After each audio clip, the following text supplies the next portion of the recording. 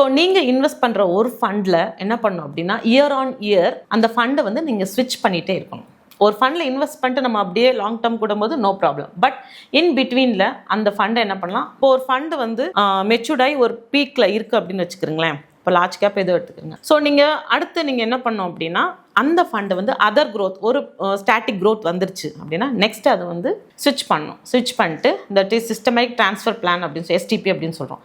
அதை வந்து அதர் ஃபண்டுக்கு நீங்கள் ஸ்விட்ச் பண்ணிட்டீங்கன்னா ஸோ இந்த ஃபண்டோட க்ரோத்தும் உங்களுக்கு அதிகமாக இருக்கும். அப்போ உங்களுக்கு ரிட்டர்ன்ஸ் நல்லா தானே இருக்கும். ஸோ இப்படி நீங்கள் ப்ராப்பராக அந்த இயர் ஆன் இயர் உங்களோட மியூச்சுவல் ஃபண்ட் டிஸ்ட்ரிபியூட்டரை நீங்கள் பார்த்து நீங்கள் அதுக்கு ஒரு பிளானை வந்து நீங்கள் பண்ணணும். அப்போது உங்களுக்கு ஏற்ற மாதிரி ஃபண்ட்ஸ் எல்லாமே இருக்குது. இப்போ இன்றைக்கி இன்வெஸ்ட் பண்ணி நாளைக்கு எடுக்கணுமா, அதுக்கும் ஃபண்ட் இருக்குது.